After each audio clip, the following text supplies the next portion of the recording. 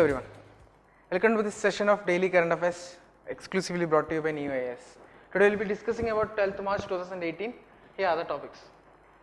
Mauritius and AAPRAVASI GHAT, Citizen Service Mobile App and other NCRB initiatives, a small updation on NCRB, Predictive Policing, Indo-French Knowledge Summit, UN Resolution 1267 aka 1267 regime, National Academy of Coastal Policing, World Happiness Report, small two topics, India and ITB and International Solar Alliance. So let's have a deeper glance. Mauritius and AAPRAVASI GHAT. Mauritius, this came into the news because our President Ramnath Kovind is going to visit Mauritius, and nothing of that MOUs and all those they will sign about scientific cooperation etc. Not so important. What we have to learn is about the geographical aspect of it. Mauritius, it is an island in it's a small island in east of Africa. It is inside the African continent and in the Indian Ocean. So India has a direct contact with Mauritius. See, Rodriguez, then archipelago of Carajos Shoals are the nearby islands, and this is a member of Commonwealth because almost all the colonies are members of Commonwealth, and this is also among the Commonwealth nations. So it was first a Dutch colony, then later French took it, and later finally British had the control over its colonization. Tromelin Island is a disrupted island between Mauritius and France. Like we in India, we have the Pondicherry or the Puducherry. It got independence much later after 1947. So that was under French control. So same way, Tromelin is one such island in Madagascar where the administration is still done by the France, so they have the clashes and disputes. So please refer the map of Mauritius and what are the islands and what are the channels or straits covering nearby. So again, Port Louis is the capital and largest city of Mauritius. So quickly moving on to the next topic, it is about Citizen Service Mobile App. We have learned many things about NCRB, National Crime Records Bureau yesterday. This is a small updation. Today they were celebrating their 33rd inception year in 2018. So they have initiated or they have created a mobile app just like Talash and Vahan Samanvay. We have seen it yesterday. This is something which integrates people with the police station or the law and order system. So a man who has a complaint, he can lodge it in this app. He can see the FIR file, he can see the status, he can see everything related to a police station. He can see the FIR detail, local police stations nearby. He can have an emergency contact list for contacting immediately or abrupt decisions. He can also have a police station telephone directory. So there is also an integration with Vahan Samanvay app and Talash also. So everything is an integrated mobile application system catering towards digital India. So finally, and one more news we have about NCRB is about predictive policing. Yesterday, as I told you, they were celebrating the 33rd year in 2018. So they have put forward the idea of predictive policing to be implemented in India. So what is predictive policing? Many of you have seen about the movie Minority Report, where Tom Cruise is working in a department that tries to save the crime, they goes to save the crime that not to happen. Then they will arrest the people who are about to do the crime. So that is the same thing. We predict the crime, something is going to happen based on the symptoms and based on the conditions and previous records. So and they will go to the spot and prevent the crime before it happens. So there is a prevention of a lot of myths. So this predictive, as the definition says, it refers to the use of data analytics, including mathematical, statistical data, analytical data, historical data, everything to make the people vulnerable to crime and study that and prevent the crime. That is about something like we predict the crime and then we go and prevent it. So what it needs, keystone thing we need is the nature and availability of historical crime data. Like we have a lot of history of crimes. If we collect all the data, which is also called big data hashtag. So this using that kind of data, historical as well as analytical, like if there is about the Dera Sacha Sauda leader Gurmeet Rahim Singh, when he was arrested, there was almost curfew in Delhi and Punjab and Chandigarh. So why? Because if the police and law and order had already before predicted the thing that if he is arrested, then there will be a mass uproar or a protest thing, then they could have prevented it, saving many lives. So that is the importance of predictive policing, and USA has already implemented it in many of their important states like California, New York and Washington. So India is also pushing forward. Initially it will be implemented as a pilot basis in Kerala, Odisha, Maharashtra, Haryana and Tripura. So please have a good refer to this in the material. Next news is about a strategical tie between Indo-French Knowledge Summit, and we know the friendship of India and France. We have lots of ties with them technologically, friendship wise as well as strategic wise. We have International Solar Alliance with India and France. We have the Scorpion class submarine, which includes we have Rafale jet, which is also from France. See, Scorpion class is manufactured in India with the technology of transfer they are providing us, and Kalvari, Khanderi and Karanj are the classes of Scorpion. Please have an updation of all those classes. And this is something which is related to education wise or employment wise thing, Knowledge Summit. With this collaborates the campuses of India and France and the respective companies.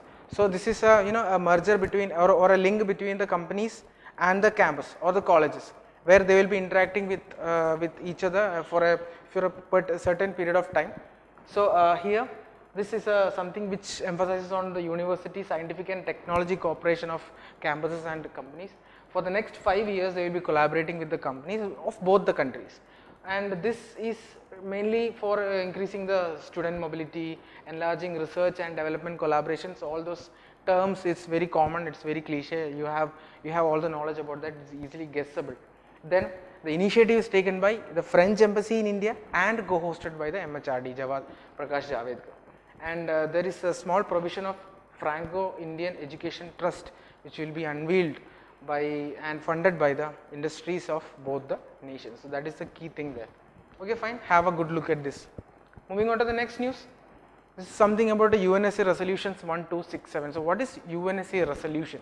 UN Security Council resolution are such things by which the UN as a whole will opine about something. They will opine or they will state something, assert something which is of some threat or which is of serious concern, and the member countries will sign it or ratify it later regarding what are the provisions inside. So UNSC resolution 1267 particularly deals with terrorism. This was signed or this was inserted into the record after the US embassies in Nairobi and Jerusalem were attacked by Al-Qaeda. So that was a quick reason why this resolution was passed by the UNSC.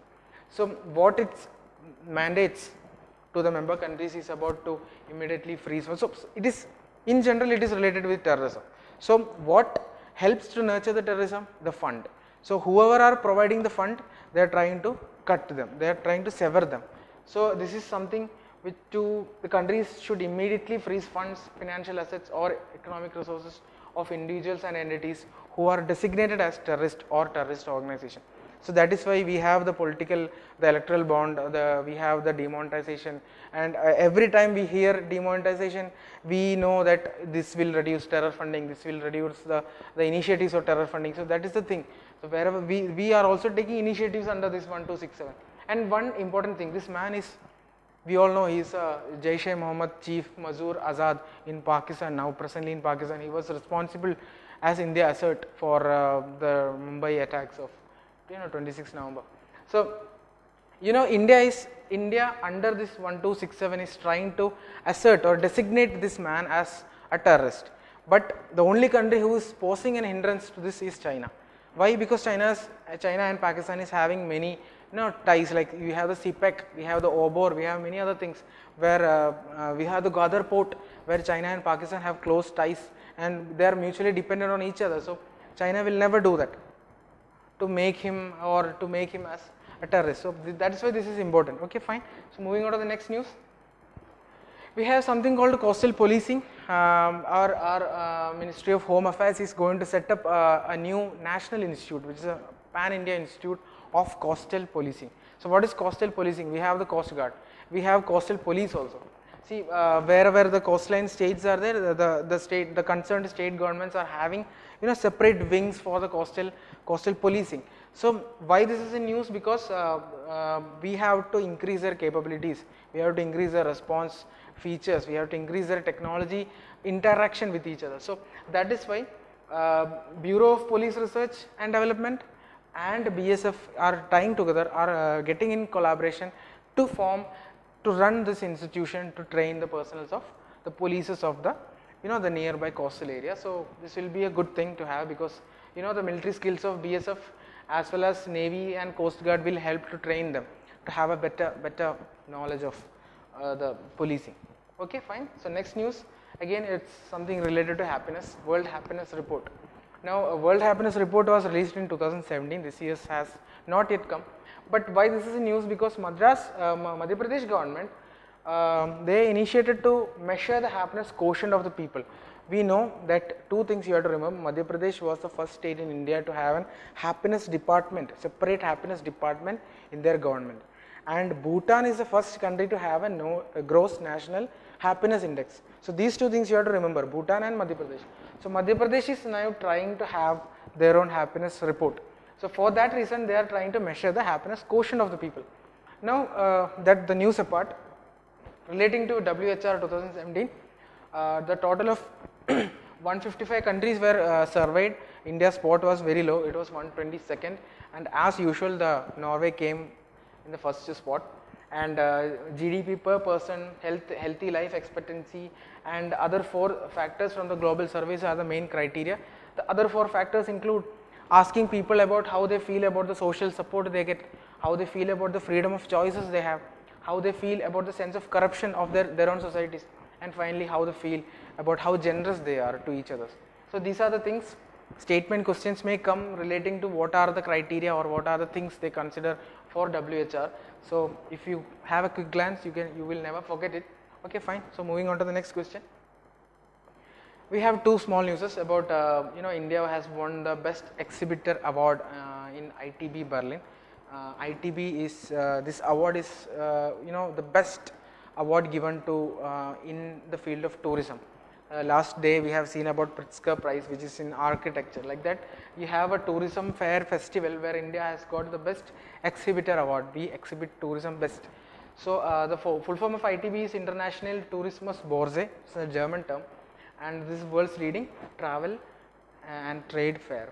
And the next news was about International Solar Alliance. The news was that India has announced one of the biggest projects, one of the biggest funding project or credit giving project, which almost approximately amount to 1.4 billion US dollars. And this is the biggest credit we are giving to the ISA, and this will be implemented in 27 projects in 15 countries. So that is the main peculiarity of this.